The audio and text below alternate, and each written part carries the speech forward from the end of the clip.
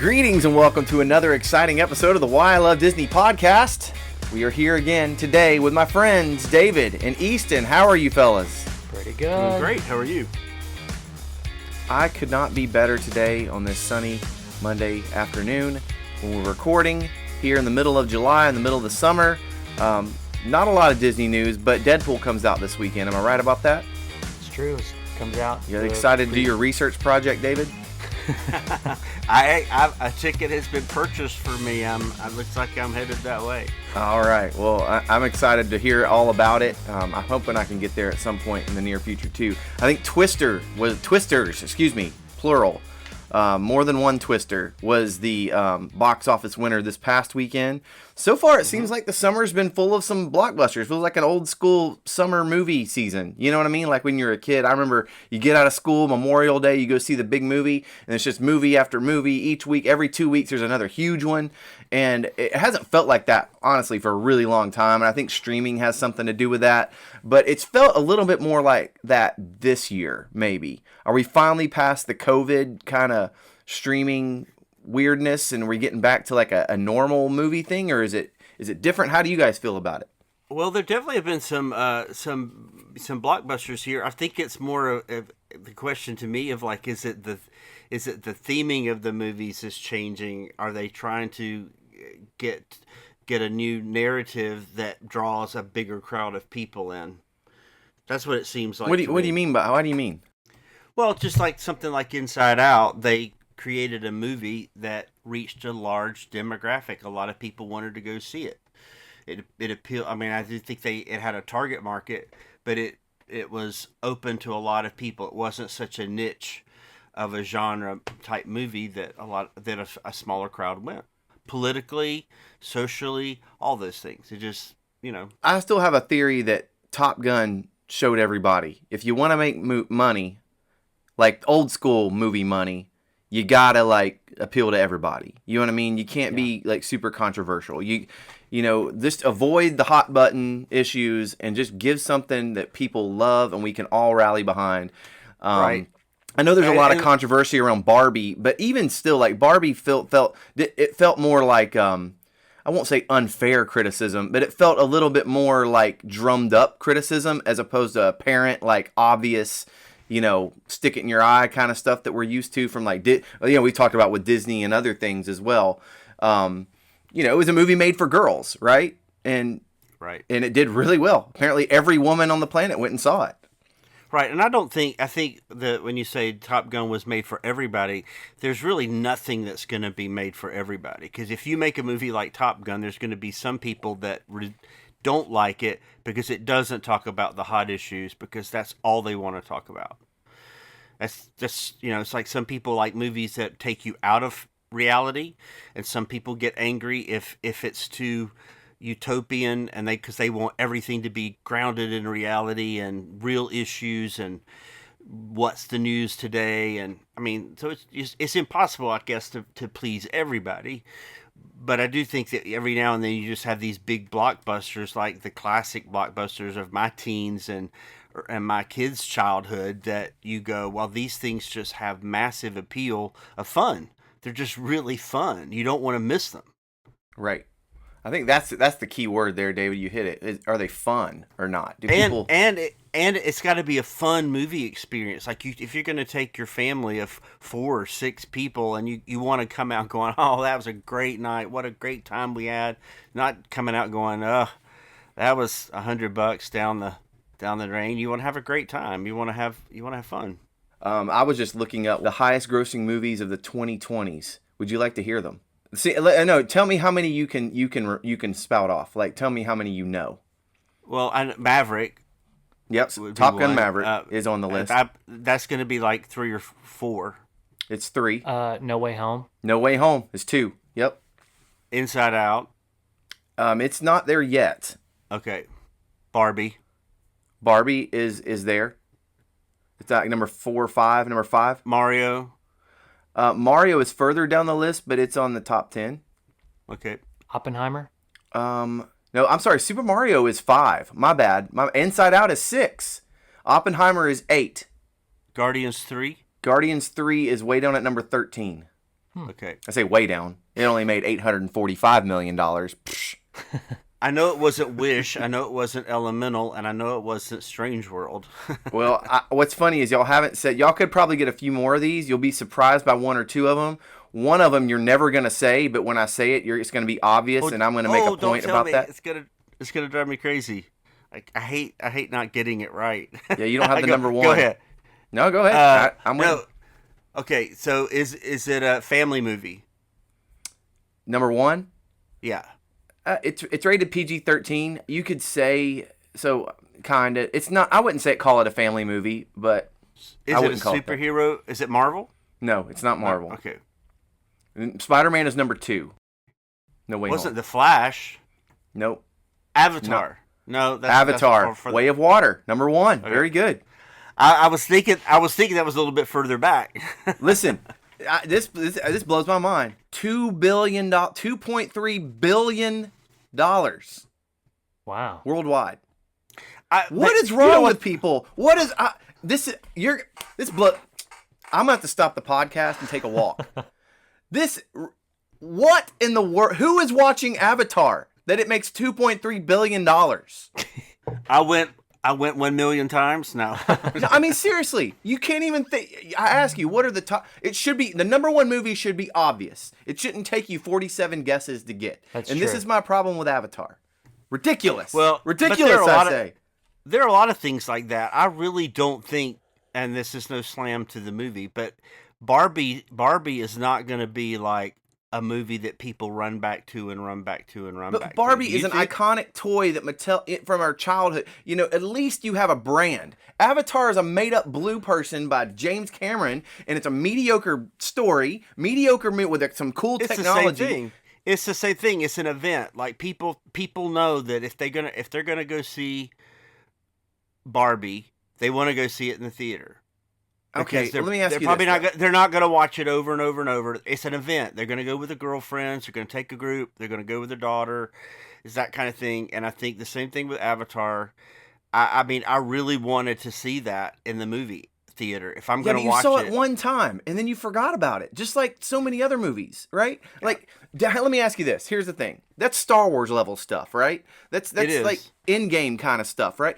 Now, do you know anybody? I'm asking you do you know anyone who is like an Avatar fan? Got the T-shirts, the posters? I know one person. No, that's the whole. Even when they created the whole theme park at Animal Kingdom, that's why everybody was like, "Why Avatar?" But they needed a property, and they did create a great land that a lot of people say is one of the best things they've ever done, even if you don't like the movies, but it's that's why a lot of people were saying that. Nobody thinks of that as having this huge fan base, yet everybody goes to see it. But I think that everybody went to see Barbie. How many people? I mean, a lot of people went to see Barbie that didn't play with Barbies. Yeah, but I just feel like it's different, David. I feel like girls have Barbie toys. There's Barbie posters. You get the you know, it's a cultural icon. She was even in Toy Story, or a representation of her. Like, Avatar is something else. And I hate hating on Avatar, because I don't think it's terrible. Like, every time I watch, I'm like, this is okay, but this does not deserve, my beef is it does not deserve to be the number one grossing movie of all time. Period. Nobody convinced me otherwise. Well, It makes no sense. I think it's a conspiracy.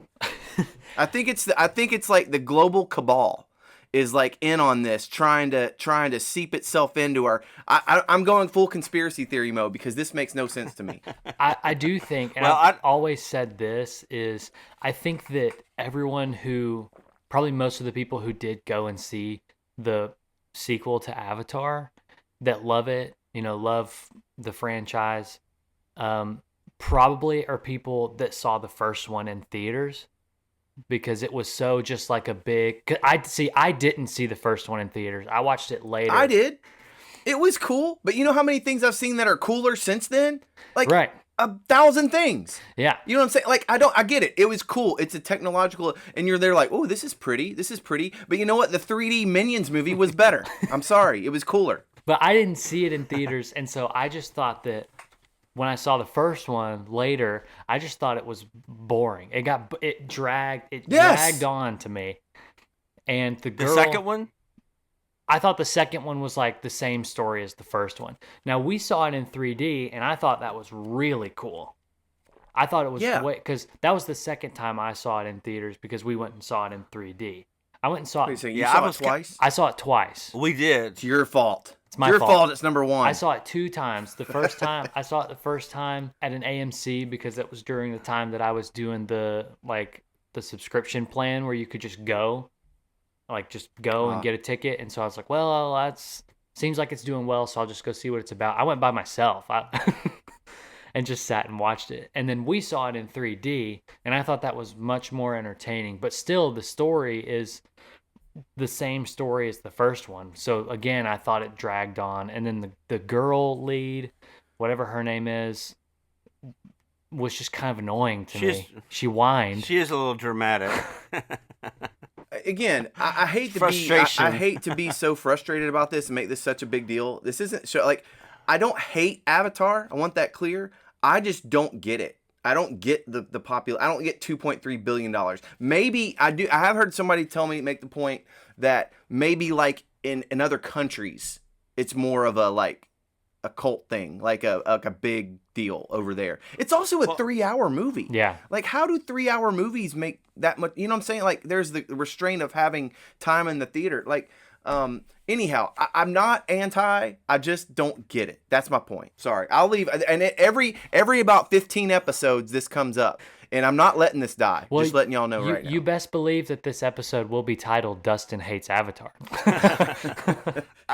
I did not hate it, but I totally agree with what you said. I definitely think I liked the second one better than the first because there was just a lot of the. I don't know. I found the Avatar world way more interesting than the mix of the human and the Avatar. I was like, I'm past that story. I would rather dive into just give me great stories about these people, take me somewhere different. And so I liked it better, but I still don't get it. I don't get how it can be the number one movie of all time. So read us the rest of the list before we go on. All right. So you got 1 is that, 2 Spider-Man, 3 Top Gun. You got that. 4 Barbie, 5 Super Mario Brothers. We got all 5. Okay. Which we're making a sequel of. 6 Inside Out 2 already, and it's going to climb the list. It will be climbing the list. It's made $1.3 billion so far, and it's right behind. So it'll probably pass Super Mario this weekend, actually. So it'll be number 5. And it's right on Barbie's heels too. It could be top, it's not too far behind Top Gun Maverick.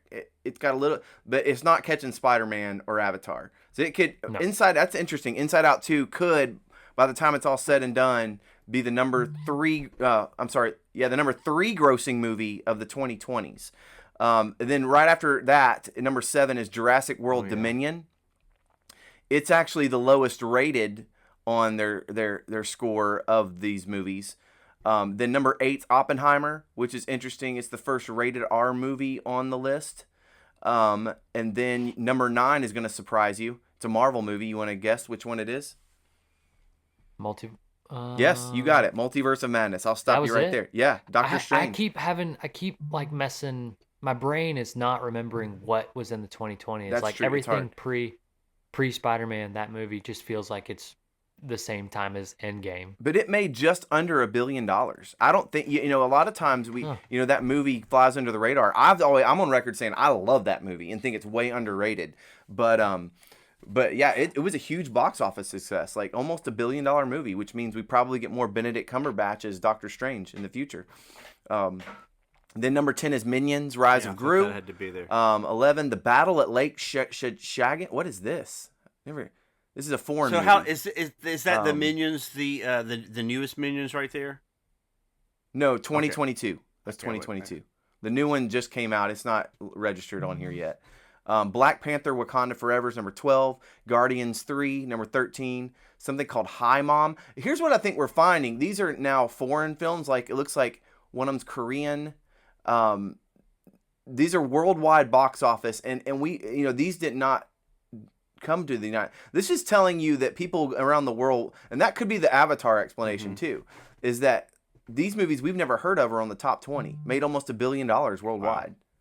That's crazy. No Time to Die, number 15. That's James Bond. The new Batman, The Batman, number 16. Thor: Love and Thunder, number 17.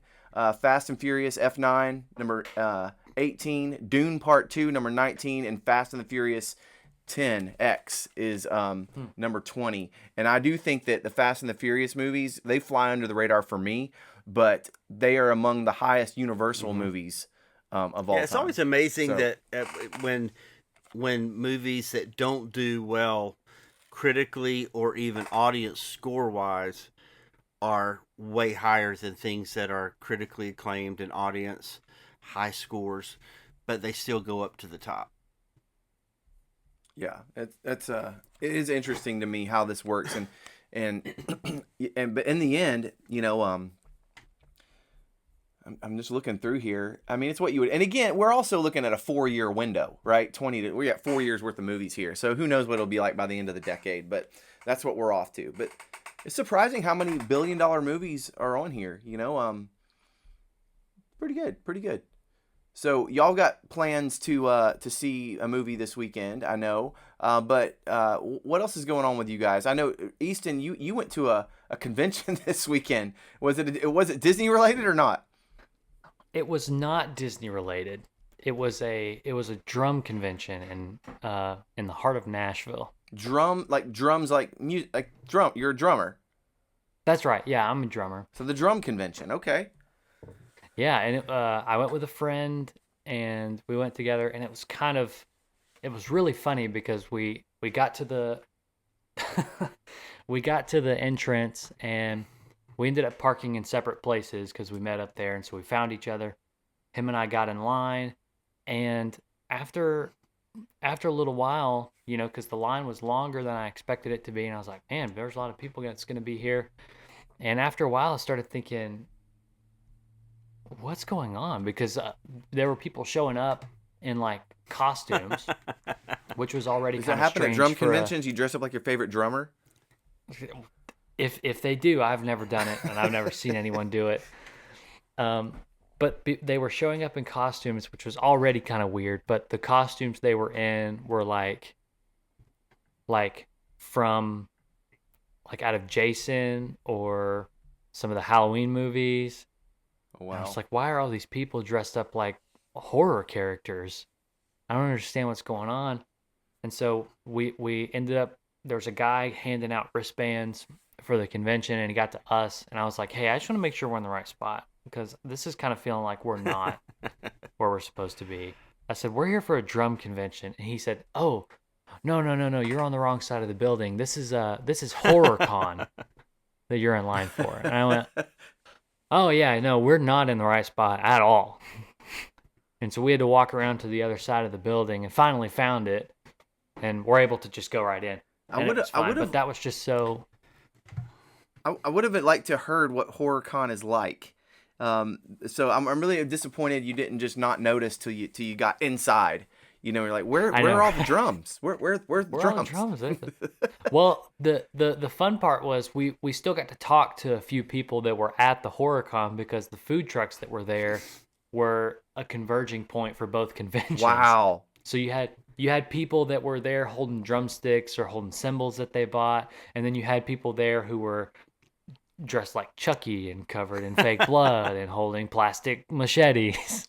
Okay, so here's next time. This would have been perfect. A new horror character who is a drummer, and his thing. He has sticks. You know what I'm saying? That are stakes for hunting vampires, and then you have the cymbals, which are kind of done down. They're razor sharp, where you can take people's heads off with them.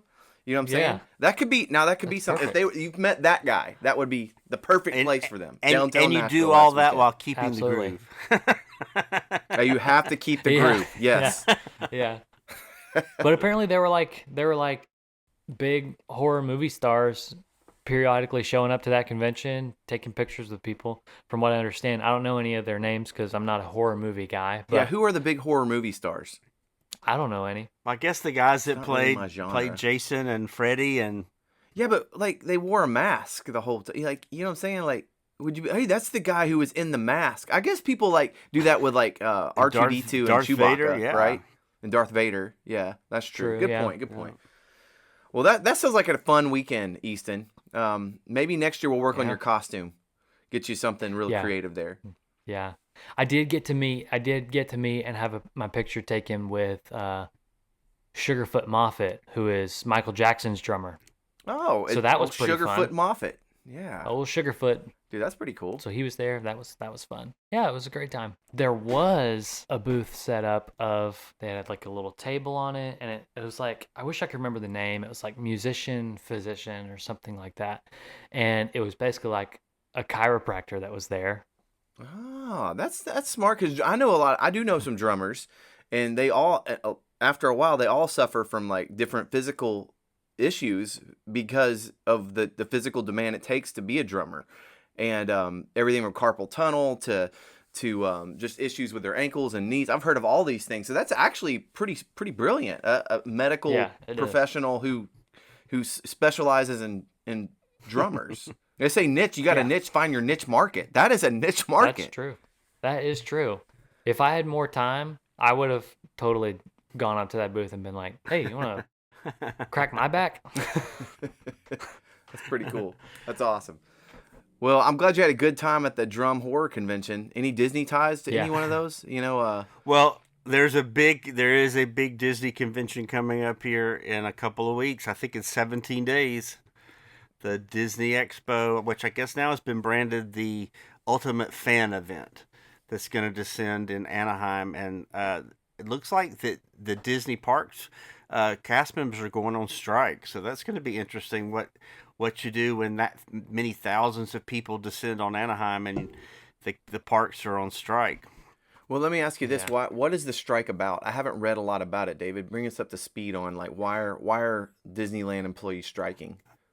I think it's about wages, and that was one thing. At one point was something about just longevity of employees, things for about that, and then I think safety issues. I mean, it's just typical normal stuff. But it was a big portion of their, like 99% voted to go on strike of their members, which I think is like half their cast. Dang. If I'm right, but I mean that's a lot of people. That's a lot of people, and so it's going to be interesting to see if they get what they want, or if Disney how this plays out, because they have a lot of people coming to the parks, and already when we were there like a year ago. While we were there, Splash Mountain was down for all this refurbishment. Space Mountain was down for some type of refurbishment. I think Liberty, the boat, the big steamboat on the river, Mark Twain, it was down. Which again, that's not a big ticket ride, but like when we go there, we're trying to usually do things that are old and historical that you can't do at Disney World. So that was down. So there was like that was three things. I feel like there was one more thing that was down. And right now, if you go, I think Splash Mountain's still down. I think Space Mountain's getting ready to go down again. Haunted Mansion is closed down for refurbishment. And so all these people come in, all these things are closed. All these people might be on strike. I'm like, what in the world? I kind of wish I could be there to watch it. I've tried to get there. We were supposed to go a couple of years ago, and then something happened the last minute. We didn't go, and after we had tickets, and then it ended up being that they didn't make any announcements anyway. This is the last one. This was 2 years ago, I guess. They didn't make any announcements, so they'll probably make like a bunch of brilliant things, and I'm going to wish I was there. But I mean, it sounds like it's setting up to be kind of a crazy time there. Definitely sounds crazy. But that said, the D23 conference, you would think then and hope that they can make some. They need it to go well. Am I wrong about that? Like. They can't have another dud. They can't have another PR nightmare. I just was reading an article yesterday that was just about somebody writing an article on how much this better be a great one. This with Epic Universe opening in 2025, that this better be knock your socks off announcements. But again, I'm not even sure. I mean, I think it will be. I think they're going to make big announcements, but we've learned that it doesn't matter what they announce. That doesn't mean they're going to do it. Right. I mean, they would have to really give me as a fan, like, I mean, to tell me more of what we might do. Yeah. I mean, I want to know, like, this is going to open this date. This is the plan. Here's where we're going. Because even concept art, I just saw an article that Forbes put out that they were kind of Forbes magazine, a business magazine, talking about the failure of Tiana's Bayou Adventure. And this is not a fan based magazine. This is a business magazine talking about the investment that they put into it, and then it doesn't live up to the hype of what they even put the concept art out, and now it's breaking down all the time. And so I think I think they've better rise up, because they've got a lot of people watching, and they've got a lot of competition now. So again, we talked a lot about frustrating, like on the last episode. We talked about things that are frustrating. A lot of craziness is going on, a lot of decisions being made that I don't get, but I still hope. I'm still always hoping that it's gonna break out, and there's gonna be this big wind of creativity and just great ideas, and we're gonna get back on track of what Disney does best. And that's interesting. And I'm the D23. It's kind of like back in the day, the Apple conference, where the fans can like hopefully get some picture about the movies that are coming out, the TV programs that are coming out, the new media that's being created, and then ultimately we all want the big park, the park announcements, like new attractions, new things at the park, new worlds, maybe even a new park altogether. This is we need some big news, right, to kind of move the ball forward. And I think what you said there, getting Disney back to what Disney does best, is really important. And because I feel like through the 2020s. As we were just talking about, it just felt different. Like the focus has been different. Less about making great things that people love, and more about how does this affect the bottom line, or how does this affect what other people think about us, right? Very concerned with, not as concerned with the average fan, and more concerned about boardroom and what media feels and thinks. And I think that this is a chance for them to move forward in a positive direction. Do you think they will, David? Do you think we'll end D23 being really impressed and be like, yes, we're moving in the right direction here? Or do you think we're gonna be frustrated? Well, I think they're gonna make big announcements. I think they will, and this is just based on other people that I watch and listen to that say the same thing. I would expect them to, but I think most people that have done this much longer than I have, and been watching this longer than I have, expect them to, because it's so it's imperative. But that doesn't mean, again, that what they announce they'll definitely do. I mean, we just go back a few years ago, we had all these attractions and things that were going to happen in Epcot. None of it happened, and we just went through a massive rehaul of Epcot, and at the end of it all, there's just not a lot there. It's a Moana water attraction and some new restaurant gathering spaces. There's just not a lot there for everything that they've been for all the construction walls that are there. So I mean, just because they say they're going to build it doesn't mean it's going to be exactly what they say or on the scale of what they say. So they can hype it up, and I think they'll do that. I think they're gonna try to come out with something that pulls back their investors and says, "Hey, we're not sitting idly by while Epic Universe builds a whole new humongous theme park down the street." They have to come in with something that's really gonna give them some momentum. Because I mean, again, it's hard to know, but I mean, I'm constantly seeing vlogs and blogs about the park attendance being down, and I mean, and they can manipulate that. They can make it look full even when it's down. But a lot of the people that I watch are reporting that it's been down. Things like July 4th, some of these attendance markers that are usually some of the biggest times of the year are not what they have been. So they need some momentum. They need some, because there are going to be a lot of people that are going to want to see this new Epic Universe park. Okay. I want to go. I mean, I just want to see this brand new huge park with this many lands opening all at once. I mean, it's going to be unbelievable. Yep. We've not had anything on that scale in 25 years. I mean, since what, we've had parts of parks open, but this is a whole new park. Yep. Opening on this grand scale. I mean, I can't remember anything quite like this.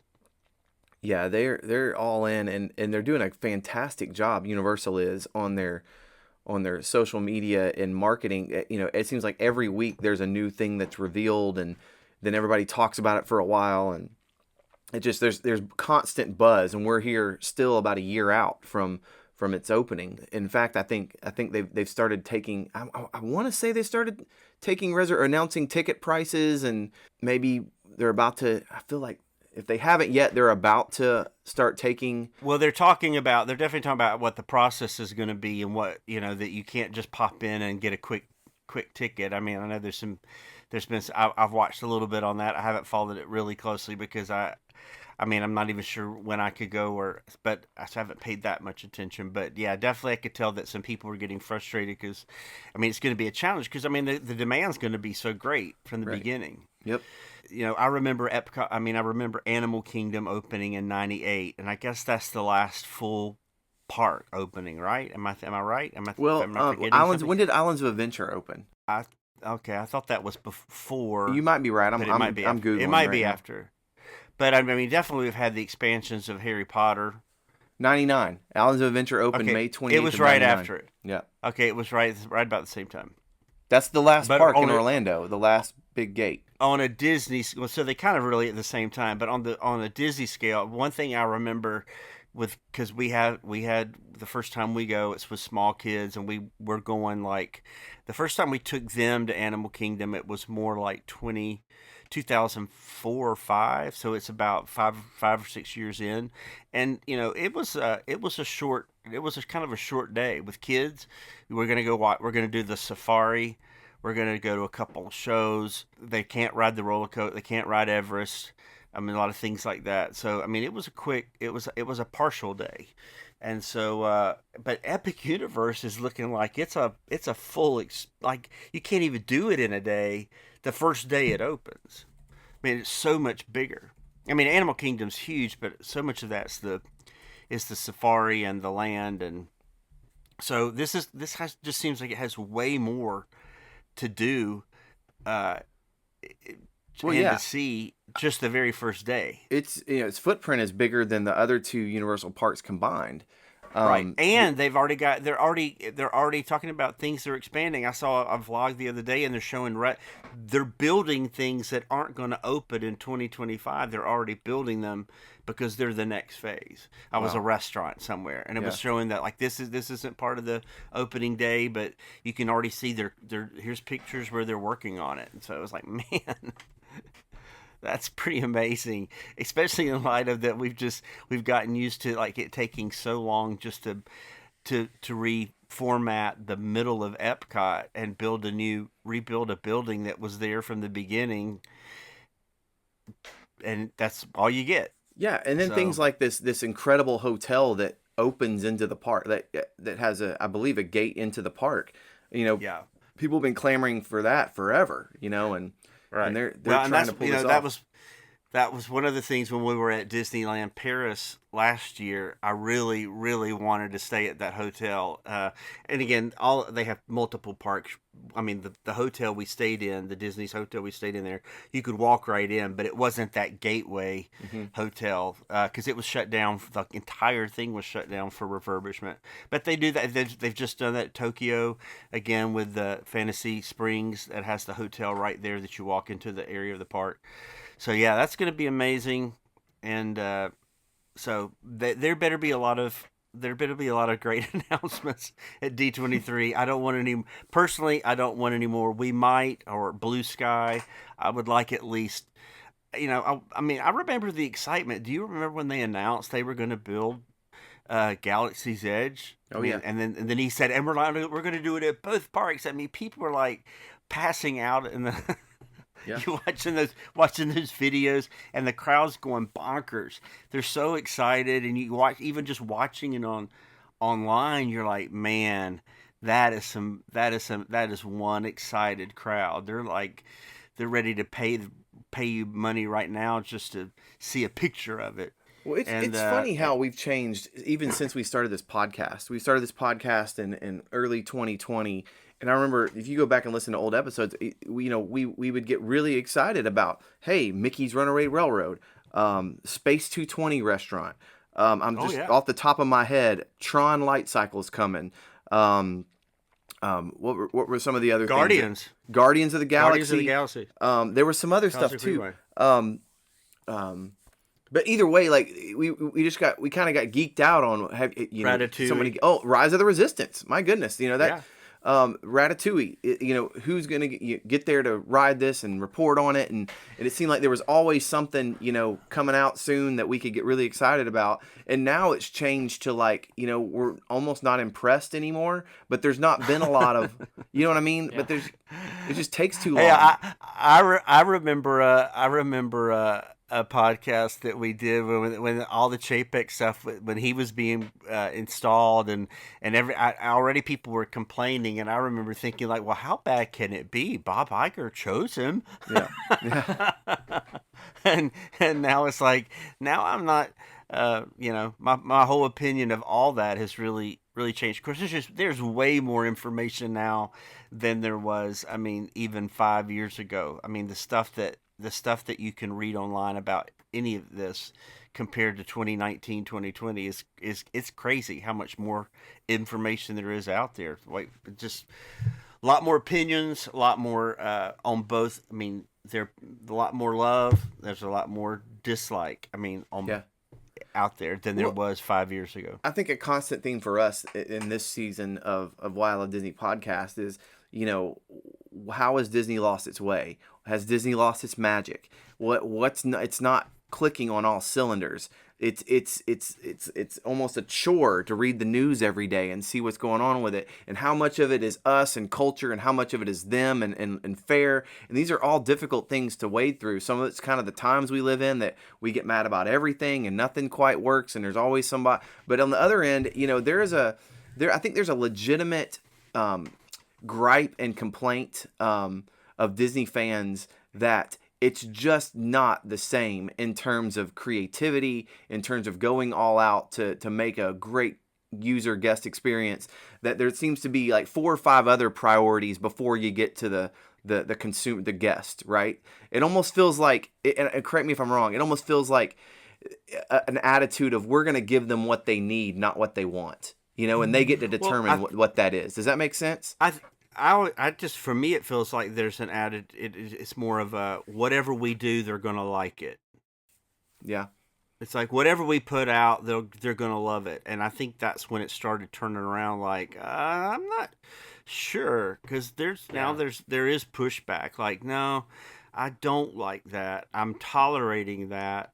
Things like Genie Plus, like that they could come out with something that was that complicated and that phone intensive and that costly, but that you were just going to love it. And I really did. I jumped in there and was like, okay, this is the way it is. We're going to make the best of it, and then we're going to find the positive in it.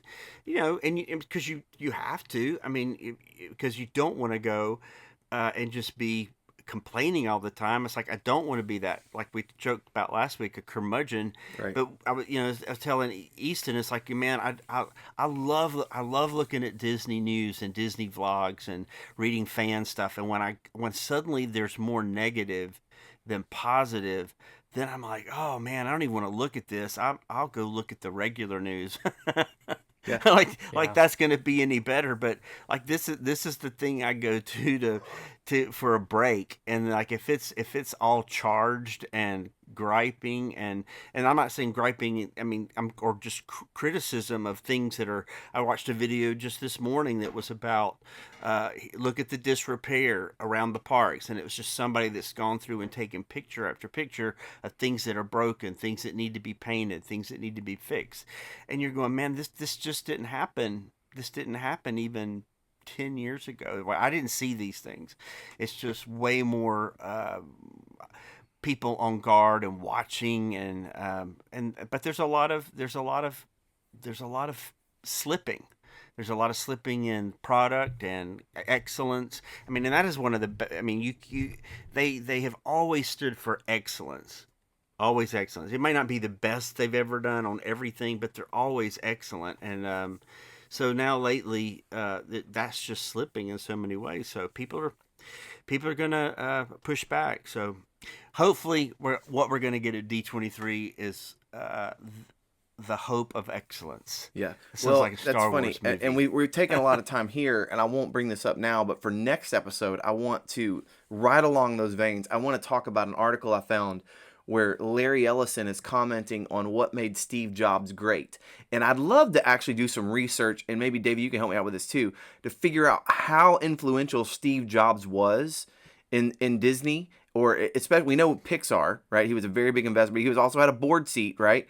And before he died, like how influential he was on the direction of Disney creative. And this interview that Larry Ellison gave that was talking about his best friend Steve Jobs for 25 years, he makes reference to Toy Story and coming over to watch Steve making him watch Toy Story, 73 different versions of it. And I'm fascinated by this, and I feel like in this article and in this explanation of how Steve Jobs was obsessed with just different things, and I didn't know how he was that intricately involved in the making of Toy Story, right? But learning that tells me you need someone who's not worried about the bottom line, not worried about controversy, just wants to make something amazing and great, and how that influences the entire culture, right, of your organization.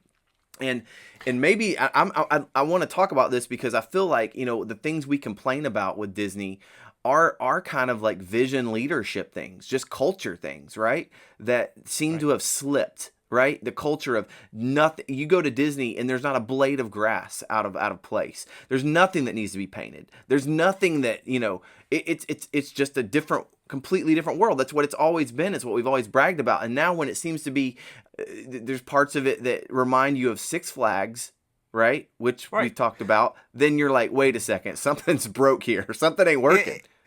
Yeah, and the whole irony that is suddenly in a world where everybody's carrying a camera with unlimited pictures in it. Like, you don't even, back in the day when you had only 24, 36 pictures you could take. Yep. I mean, this is unlimited. They can take pictures of everything that's flawed.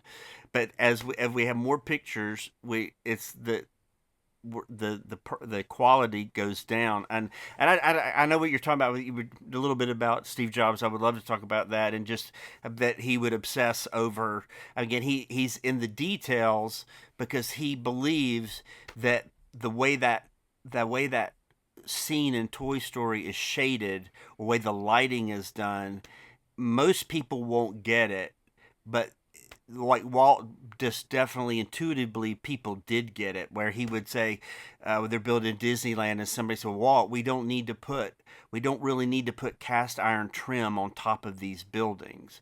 We can do plastic. And Walt says, no, I'll know. And if people will know, they will feel the difference. If it's authentic, if it's right, if it's quality, they will figure it out, and they will know, and that will make them come back. And it's why he would not settle. And but that is really what people can sense now. We don't have that. We don't have that in the middle of it anymore. Oh man, we got to make it down to the detail so perfect that people can feel the difference, and they go, "Oh, this is so far above anything I can believe they can do." And so that's and I think that's actually the biggest criticism that I kept seeing with Tiana's Bayou Adventure. Is that people go, "Oh, we've seen stuff, and now this. It's not that this is horrible, but it's just a bunch of plants. It's like a bunch of artificial plants, like." A lot of people could do this. Dollywood can do this. Six Flags can do this. This isn't standing above, and so it's a whole different ballgame. High expectation level. We expect more and more and more. I mean, we just do. It definitely is. So, yeah, we'll wrap up here. I'd love to talk about that article more, and I'd love to do some investigation on Steve Jobs. Who is the creative thrust at Disney right now? It's not Iger. He's a businessman. You know what I'm saying? Yeah. And I think he's proven. And it doesn't have to be him either. The CEO doesn't have to be that guy. They just have to champion that and have those people around them. And maybe it's it's also, it's not just creative excellence, it's just excellence. Yeah. Like the thing they've not done well to me in the past year, they're not even doing excellent publicity. They can't even keep they're not even doing excellent business in my mind, because excellent business, you don't let chinks in your armor like this, where you have this much, you don't have Forbes writing articles about your creativity. That's me. And a story that Dick Nunes, who's a Disney legend who just passed away recently, who started working at Disneyland. He goes on to help. I mean, he's the head of operations over, and then, like the night before Disney World opens, they're out there putting sod down around the Contemporary Hotel. The executives are out there laying sod because it's opening. This is game time, and I don't think you see that anymore. You're not going to see these executives out there rolling up their sleeves and sweating, because I don't think they believe in the excellence of the product. I think unfortunately, there's a lot of people that are just in this for the power and the money, and we don't have that crisscross of creatives and just people that love the product that much, that they're into the level of like Steve Jobs micromanaging the shading in his Toy Story scene. Does that make sense? Yeah. Absolutely. I think it's fascinating to see, and I do hope that D23 sparks something. Every time you think you find somebody on the team that, oh, this is the guy, that's gonna fill that and push that way, it feels like there's 5 other things that pull it apart, and it's frustrating. And we can only hope. And I think it's got to be frustrating to work in that environment, like, because there are great moments in all of these movies. There are great moments in these attractions. It's the completion of the whole thing where like the glue, there's some glue that just seems to be missing sometimes, that pulls the whole thing together and takes it from that part's good and that part's good and this scene's good and that song was good, but then makes something that when the whole thing comes together, it's like blows your mind away. Absolutely. I love it. Well, I'm looking forward to talking about this next time as well. As always, it's so much fun to get together, and Avatar sucks, and that's all I will say for today. It doesn't suck, you know what I'm saying. It's just it's overrated, way overrated. Anyhow, do you agree? Do you disagree with what we're talking about? Is there a creative excellence problem at Disney? Also, write in and tell us how you think Avatar is overrated. We'd love to hear that as well from you. And you can find us at whyIloveDisney.com on Instagram and Twitter. And we thank you again for listening and ask that you would share it with a friend and give us a 5-star review on either Spotify or Apple Podcasts, wherever you listen to podcasts. But thank you again for spending a little time with us, and we cannot wait till next time. David, Easton, take care. See ya. See you next time.